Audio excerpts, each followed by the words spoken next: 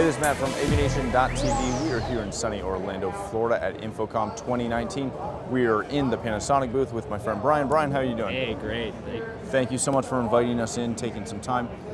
Brian, people know Panasonic. You guys do a plethora of things. Yes. One of the big things you do is obviously displays and projection. Yes. We are standing in front of a kind of a mosaic wall, a combination of digital displays as well as projection. Right.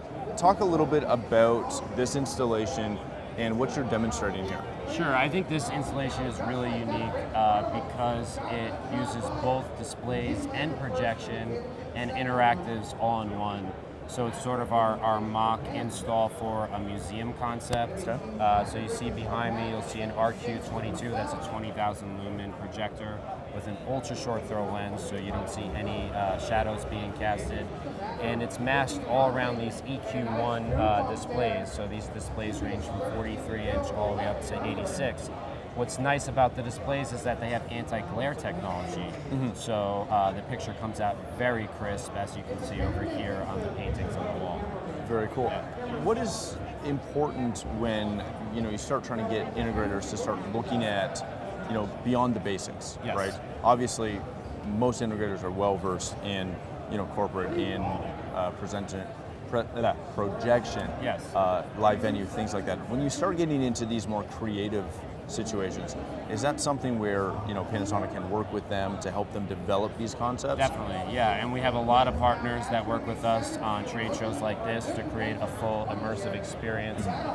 We have partners that have these installed currently in museums all around the country. But a nice thing to know about our products is that they're all fully commercial, so they withhold those environments in which they are installed for 24-hour use if needed. Yeah. Very good.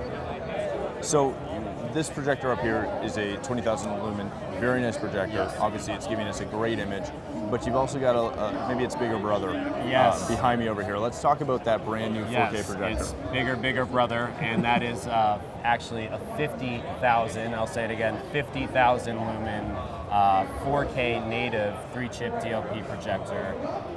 It is actually the first in its kind to be in the size that it is, being able to produce 50,000 lumens in one box. As you can see, it's a very small size for the amount that it can do.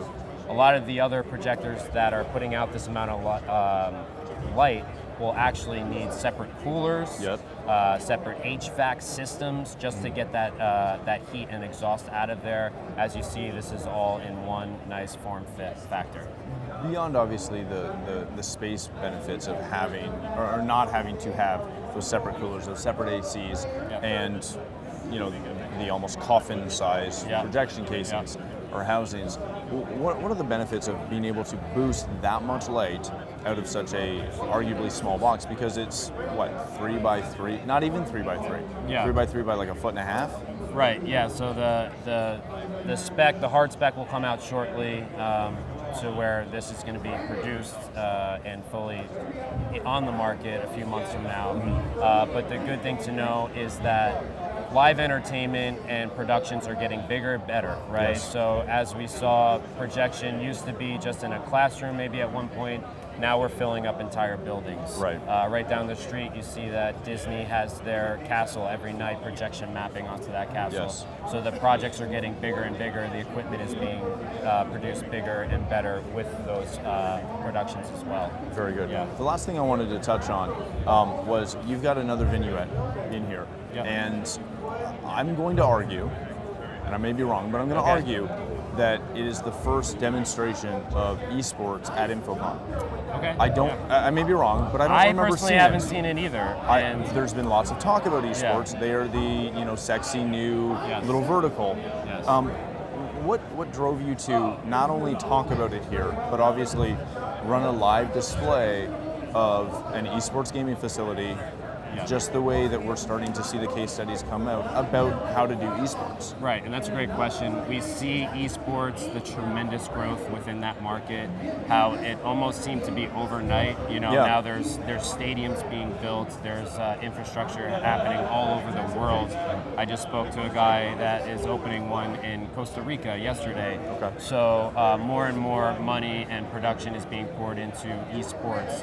What's nice about our demonstration here is that it encapsulates a little bit of all of our technology, from pro video, PTZ cameras, full-on studio cameras, video walls, monitors, and projectors, all in one production. What has made esports such a complicated thing to really handle? Is it just the quality of graphics with the speed required? Well, yeah, one of the challenges is bandwidth with streaming all this. So obviously everything in esports is live. So we're working now with our hardware through NDI to be able to stream that live and be able to get this live content all over the world at once, so that people not only at that arena can play, but people can join in throughout the whole globe. Very good. So if people want to find out more information about Panasonic, obviously about the museum solutions, the projection solutions, the massive new 50,000 Lumen 4K projector, as well as your solutions for esports and really everything else. Where can people find that? So if we go to na.panasonic.com, we'll follow the links towards audiovisual, start to see case studies on all these different verticals, and our whole product lineup will be there as well. Excellent. Thank you, Brian. Appreciate your time. Thanks. For more coverage from the show floor and to learn more about AVNation, please visit avnation.tv. That's avnation.tv.